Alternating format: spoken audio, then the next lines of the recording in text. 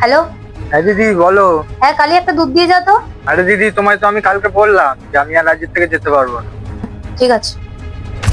এইটুকু জিনিস আনতে এত টাইম লাগে? ম্যাডাম, বাইরে খুব বৃষ্টি হচ্ছিল, এর জন্য একটু আসতে লেট হলো। চুপ করো তুমি, সবসময় শুধু বাহানা। দাও এখন এটা, আর যাও, আমি অনলাইনে পেমেন্ট করে দেবো।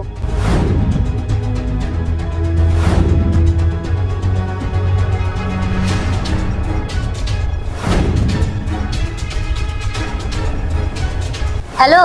হ্যাঁ বল। দিদি, তুই কবে বাড়ি আসবি বলতো? আমার তো আসতে 3-4 দিন সময় লাগবে। না, 3-4 দিন না, তুই কালকেই বাড়িতে আয়। আমি এখানে কিছুই সামলাতে পারছি না। আর কাজের লোকগুলো কেউ আমার কথা শুনছেই না, আমার সাথে খারাপ ব্যবহার করছে ওরা। ওরা তোর সাথে খারাপ ব্যবহার করেছে না তুই ওদের সাথে খারাপ ব্যবহার করেছিস? মানেটা হলো, দিদি, জবের থেকে তুমি গেছো, তারপর থেকে ছোট দিদিমণি আমাদের মান সম্মান কিচ্ছু রাখছে না। ছোট দিদিমণি যা মুখে আসে তাই বলছে উল্টো পাল্টা। আর ছোট মালকিন আমাদেরকে মানুষ বলে মনেই করে না। আর দিদি, আমরা আর এরকম ভাবে কাজ করতে পারি না। হ্যাঁ দিদি, তুমি কবে বাড়িতে আসবা বলো তো? এইভাবে একদম কাজ করা যাচ্ছে না। আমি বাড়িতে আসলে কিচ্ছু ঠিক হবে না, তোমরা একদম চিন্তা করো না। আমি তোমাদেরকে ঠিক যেভাবে বলছি তোমরা ঠিক সেইভাবে কাজ করো। ঠিক আছে দিদি। ও, তার মানে তুই ওদেরকে এসব করতে বলেছিলিস? হ্যাঁ, এইসব আমারই প্ল্যান ছিল। আমি বুঝতে পেরেছিলাম এর পেছনে কেউ তো আছে।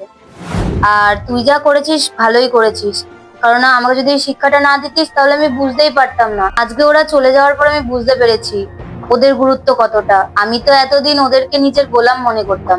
ধন্যবাদ রে দিদি, আমাকে এটা বোঝানোর জন্য। থ্যাংক ইউ আমাকে না, তুইকে থ্যাংক ইউ ওদেরকে গিয়ে বল। আর হ্যাঁ, সাথে করে অবশ্যই সরিও বলবি।